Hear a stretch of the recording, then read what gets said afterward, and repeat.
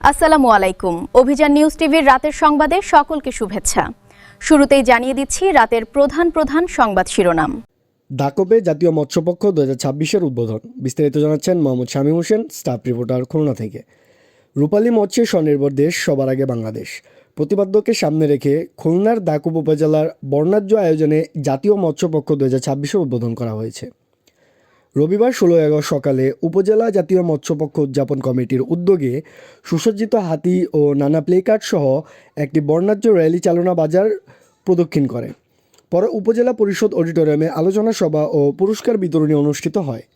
উপজেলা নির্বাহী কর্মকর্তা মোহাম্মদ বুরহানুদ্দিন মিঠুর সভাপতিত্বে সভায় উপজেলা সিনিয়র মৎস্য কর্মকর্তা আবু বক্কর সিদ্দিক সহ বিভিন্ন সরকারি কর্মকর্তা, জনপ্রতিনিধি, মৎস্যচাষী ও সংশ্লিষ্ট ব্যক্তিরা বক্তব্য দেন।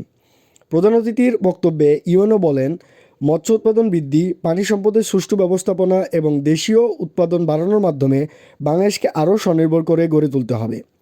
অনুষ্ঠান শেষে সকল মৎস্যচাষী, খামারি ও উদ্যোক্তাদের সম্মাননা স্মারক প্রদান করা হয়।